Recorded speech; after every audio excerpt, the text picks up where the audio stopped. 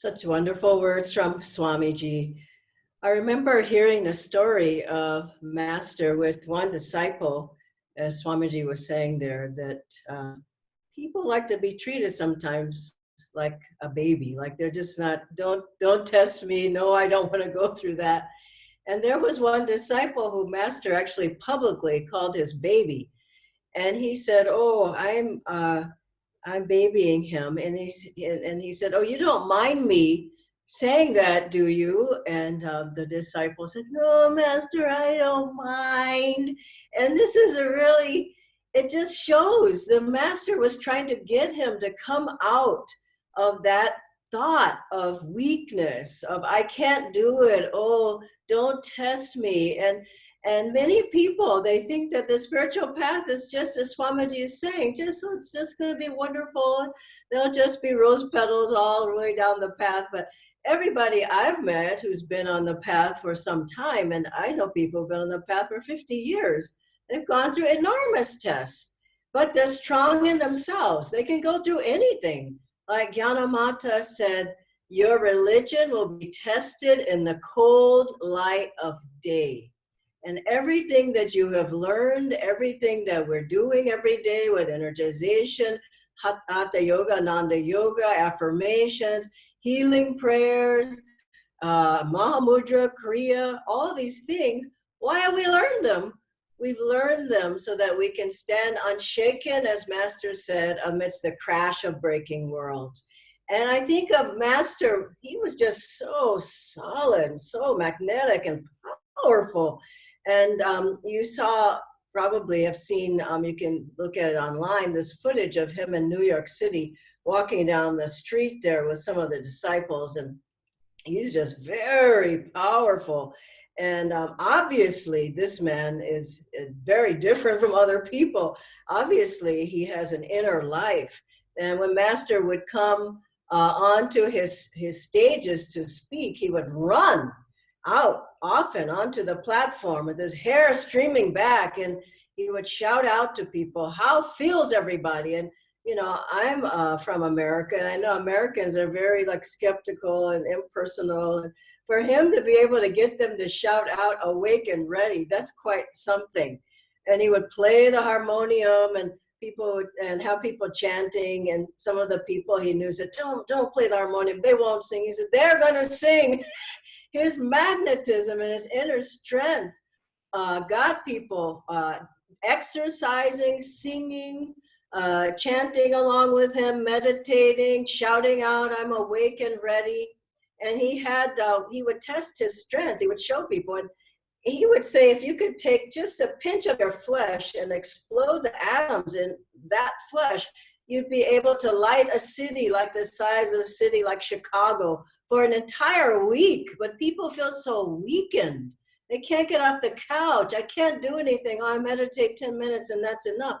Well, it's just not enough. And Master would show, he would bring up people on the stage. One time he had 6 big policemen come up and test his strength. And so he stood there, his back up against the wall, and he said, push as hard as you can, push as hard as you can. And they kept pushing. He said, that's all you can do. And then at a certain point, he just, boom, he put his energy out, and all of those policemen fell into the orchestra pit. He had so much power, and he wanted to show them, you have that same strength. One time he was in a park, I think it was in Chicago, and at night, and he was going in, and some police officers said, oh, don't go in there, it's dangerous. And he says, I'm not afraid, I'm going to watch the moon rise. And so he goes in, he's sitting on a bench, and one fellow comes over and he sees this person. It seems like he's just kind of, maybe isn't that strong. And he says, okay, he comes over to rob him and says, give me a dime. And Master goes, okay, I'll give you a dime. He says, give me a quarter. I said, oh, I'll give him a quarter. Give me 50 cents. And the Master could see where this was going. The Master said, give me $1. And Master got up, he says, get out! And the man just ran out of the park. And then he said, I just sat back down and enjoyed the moonrise. And then when he left, the policeman said, "What did you do to that man? We're even afraid of him." The master said, "Oh, we just had a little understanding." And this energy comes to you, and this magnetism and God's power comes to you. And how does it come? It comes through sadhana, it comes through prayer, it comes through energization, yoga, it comes through kriya, it comes through mahamudra, it comes through seva, it comes through satsang, it comes through all the things that Master has given to us, but we have to practice them. And I was thinking that we have to have our own, gain our own strength. That tests come, they come to everyone. I've been through many tests in my life, but I'm still very strong, stronger than ever. And there's the thing, people think, oh, I'll just be weighed down and I'll get weaker and weaker. Tests get you stronger if you go through them right. You get stronger and stronger and stronger. And so Master went through many tests. When he went to America, at a certain point, he wrote to Rajasi and said, if it hadn't been for you and a few others, I'd never go back to America. I mean, he had many tests there. He didn't have money. He had people betraying him. He had lawsuits against him. He had many things that happened. His legs were paralyzed at a certain point. That the ashram, he had to get all those ashrams set up himself. And one point they were out of money. I believe it was at Mount Washington, and he, you know, they had to plant tomatoes and eat tomato soup and tomato stew, and they just couldn't do anything else. And someone asked him, what are the assets of this organization? He said, none, God alone. And that's the devotee's mantra, none, God. I believe in God. God is giving me strength. God is giving me answers. God is giving me guidance and telling me what to do now. And Swamiji went through many tests, founding Ananda. I was saying yesterday, he was in and out of the hospital so many times with so many health difficulties. He had to purchase the property. He had to give classes every night of the week to be able to pay for the property. He had people coming and going who weren't even interested in the path that he had to work with. The whole community burned down. And there are so many things. I love Jyotishji's, what he said to Deviji after their house burned down during that time. 21 of the 22 homes burned down. Now, those people got strong, at least the ones who stayed there. And Jyotishji said to Deviji afterwards, because they had been having leaks in their dome where they lived, he says, well, at least for now, we don't have to worry about leaks anymore. That's the Ananda spirit. Always find something positive, find something uplifting to say. And there's that beautiful picture of Nayaswami Asha where she's carrying out, you know, burned tree branches and all, just clearing the place where it was burned at a certain area. I don't know if it was where it was exactly, but down at Ananda village. But just a beautiful smile on her face.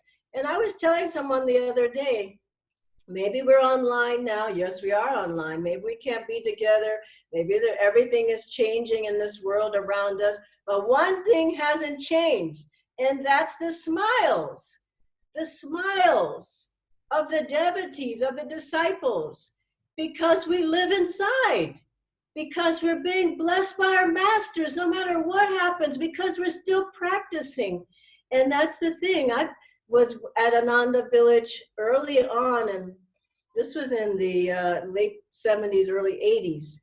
And I went there. I was 21 years old. I didn't know anything. But I just knew I just couldn't live that life again anymore. I just couldn't go back to that life. And it wasn't a bad life, but it wasn't my life.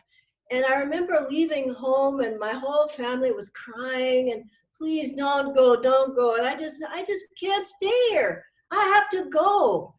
And when I got there, I lived after the tent episode, which I told you before, I moved indoors and I lived in just a little cabin. There was one other girl there. And we were on bunk beds, I remember. And this girl, she was more from the city than I was. I mean, she had her makeup bag and, you know, she was very beautiful. And so she was on the top bunk, I remember. And every morning, I mean, we had to get up early. It was cold. It might have been snow on the ground. I don't recall exactly, but I remember this girl, every morning, her mantra was, I hate getting up. Don't you just hate getting up? I hate getting up. It was like 5 in the morning. Now, I didn't like getting up. I didn't hate getting up. And there we were energizing in the freezing cold. And it was tough. And at a certain point, I said, I'm tired of being enthusiastic, positive, enthusiastic, and all of that. I want to get out of here. So I just got in my car and I drove back home. And I just thought, no, that's too tough for me. I don't have the strength to be like those people at Ananda. And I got back to my home. It was nice and cozy, and no friends, and the warmth, the familial warmth, the family, and all that. And nobody knew if I was meditating or not, or energizing or not, you know. At Ananda, I was in an apprentice program, and you were checked up on. So I got there, and what happened? My life just started going down. I don't think I was energizing at all, but I was barely meditating. I remember I had a picture on the wall of Master. It fell off. The glass broke across his face. I went, oh God, that's not a good omen. And Guru's picture is breaking. And then I had a mala for Kriya, and that broke, and the beads fell on the floor. I said, oh no, these aren't good signs. And I was hanging by a thread. It was 3 years. 3 years, I was sinking. And by God's grace, Master's grace only, did I come back. It was finally, I could hear him saying, what are you doing? This is so unbecoming of you. You're a spiritual warrior. Get up and fight. And I just could barely hear him. And I didn't hear a voice. It was like I just felt this. And I went back to Ananda. And I thought nobody would remember me. And they said, no, we remember you were here before. What are you doing now? I said, oh, now I'm doing this and this. What are you doing, Dhyana? And that's the thing. Ask yourself, what are you doing? And then I finally came back. And here's the thing. We have to strengthen ourselves. Master said 25%. You have to do it yourself. Guru can't do it. God can't even help you if you don't help yourself. Master gives you 25%, his good karma. He said, I'll give you lots of my good karma. The Divine Mother's grace is 50%. And Master told one disciple, he said, Master, I can't do it. You're a master. He says, what do you think made me a master? I did it. I'm doing it. And another one who said, I can't do it, Master. You can just see without your blessing. I love it. Master said, listen, my blessing's there. God's blessing is there. Where's your blessing? And we have to put out that energy. I remember I was living while I was thinking different things that we need to really strengthen ourselves. And one is sadhana. You have to have a strong sadhana. If you don't have a strong sadhana, it's not going to work. There was, I believe it was a story of Shivananda ji, who he told one disciple to get up in the mornings at 4. And I know 4 sounds like, oh God, I never get up at 4. I never thought I would get up early either, but now it's so easy. So get up at 4 and meditate. And every morning, just like 10 minutes before, she would hear the sound of like the wooden sandals, like he would be coming to wake her. Just the sound of those sandals coming to the door. And then she, okay, I'm getting up. And then that went on for some time. Every day, okay, I'm getting up. And then finally she said, oh, no, I don't want to get up. So then that sound stopped. He stopped coming. And this is the thing we have to remember. We have to put out the energy for sadhana. If it's so wonderful in the mornings, the birds aren't even singing at 4. They're not even up. It's just so quiet. If you can get up early, Swamiji said, put the alarm clock across the room so you have to get up. Turn that thing off. And I remember someone who was in one of the ashrams, and this person said, oh, Dhyanji, I can't get up, but I'm willing if you help me. And I said, okay, I'll help you. I'll come knock on your door. And I said, when I knock on the door, I'll say Jai Guru. And that means you say Jai Guru from in the bed, and that means you're going to get up and just, okay, Jai Guru. So I came one day, Jai Guru, and Jai Guru from inside. She comes to the sadhana. Next, Jai Guru, she comes to the sadhana. Next day, Jai Guru, Jai Guru. I said, uh-oh, it's getting soft. After a couple of days, I go, Jai Guru. She said, Jai. I said, I'm not coming back. You have to put out the energy yourself. I remember living in Ananda, San Francisco house, and we would go through the halls. I just loved it, just chant, master's chants, Swami Sri Jaswarji's chants. And one, I just loved to chant it. Oh, my saint, wake yet wake. You did not meditate, you did not concentrate. You passed your time in idle words. Death will be at your door and you won't have time anymore. Wake. And so we wake everybody up. And some people were typically happy that we woke them up. But I think that was a 5 a.m. sadhana. And people would barely make it down the stairs. I remember many people were sleeping for some time, I think, at that sadhana because it was so early. I remember one boy, to a friend, he just went and got this bucket of water and just threw it on his head because the guy was sleeping in the sadhana. But I remember afterwards, one person was so mad at us because we woke them up. They threw the shoe at the door. Leave me alone. And that's what you have. You have that part of you, just leave me alone. Am I not fine the way I am? Am I not happy? I'm happy, aren't I? Well, no, you're not happy. And no, you're not fine. And you have to strengthen yourself to get up and meditate. Do energization at least twice a day. I'm on at least twice a day. And energization breaks instead of the chai break. Well, give me the bed chai. Give me the afternoon chai. Give me the nighttime chai. People are addicted. Get addicted to energization. Get out there and do it. I know people doing 3 and 4 times a day. You don't want to get ill? Do energization. You don't want to feel low, heavy, moody? Do energization more. And I know these young people were telling me they're doing 3 times. I said, they're not going to show me up. I'm going to do it at least twice a day. And so doing your sadhana, keeping that strong. And then also keep some time when you're meditating long, once a week, 3 hours, 5 hours, 6 hours, however much time you can do it. And I remember again, this group who was with us and they said, oh no, Dhyanaji, we're going for God. We want to meditate long on Saturday mornings. I said, okay, I'm with you. I just loved it. So here comes the day and I'm there and I look around and there's nobody there. And it was the God Alone group. And I said to them the next time, they were all sheepish. Oh, we're so sorry we didn't come. And I said, listen, this is God. We said God alone, but I'm alone. Nobody's coming. And here's the thing. If you say you're going to do it, get up and do it. Do it. And if you start that habit, I used to get up early on when I first started on the path. I heard masters say you've got to meditate longer. I did every week. Friday nights, long meditation, Saturday morning, from the time I got up to noon, which was 5-6 hours or something. I couldn't meditate well. I didn't even have Kriya most of that time. I would chant, I would read, I would do yoga. The next thing is get a harmonium, start chanting, get the chants, chant along. I know people who never could play the harmonium and they couldn't sing one note, but now they're singing beautifully.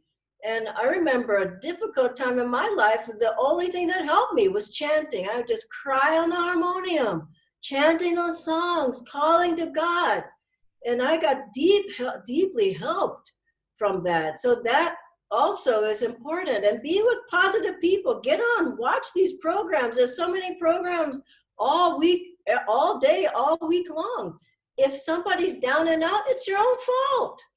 There's no excuse anymore. And I was laughing with the group the other day because we have these things online. And I said to them, how can you be late at your own house?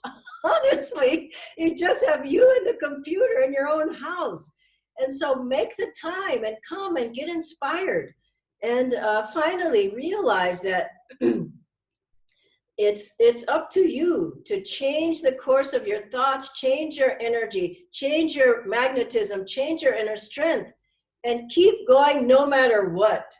I remember Master said one thing, everybody's on the spiritual path. He said, some people are racing, some people are jogging, some people are walking, and some people are running, but backwards. You don't want to run backwards. You want to keep going no matter what. And I know one person, Master told him, he said, if you leave the path now, it's going to be 200 lifetimes? Good God. Until you come back to this point in your spiritual evolution? And the man left. That's a heavy karma. And to another person, he said, this person, he said later, if she had stayed 24 more hours, she would have finished that karma forever. It's like pulling a nail out of a board. You don't know how far out it is. And then you leave in the middle. You could just be pulling that right out. And so finally, I'll end with this beautiful story of a disciple, Horace. And Horace Gray was his name. And he had multiple sclerosis. And, you know, he could barely walk, barely talk. Master said he's nearly fully liberated because of his devotion. So one day, another disciple was walking by, and Master and Horace was there. And they thought, why doesn't Master heal him? He sees a man needs help. Why doesn't he heal him? And Master caught that thought. And Master said, isn't it wonderful?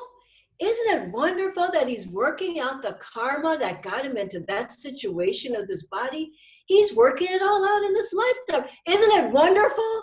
And I think we should just have that thought, like a mantra. Isn't it wonderful? Divine Mother's giving us all the karma we need to get free. Master's helping us to get free. Isn't it wonderful? Instead of, why is God doing this to us? Why is it doing it to me? Why is it? I remember Swami Kriyanandaji said that once to me when I was saying, oh, Swamiji, I just don't know if I can make it. He said, what is it, the pain? I said, I can't take the pain. And he said, Dhyana, look what it takes to find God. And boy, did I straighten up. He said, look what I've had to go through. You'll be fine. Have that in your mind. Strengthen yourself, body, mind, and soul. And everything you need will come to you. And hopefully in this lifetime, we can not just fix up the mud puddle, we can get out of the mud puddle. God bless you.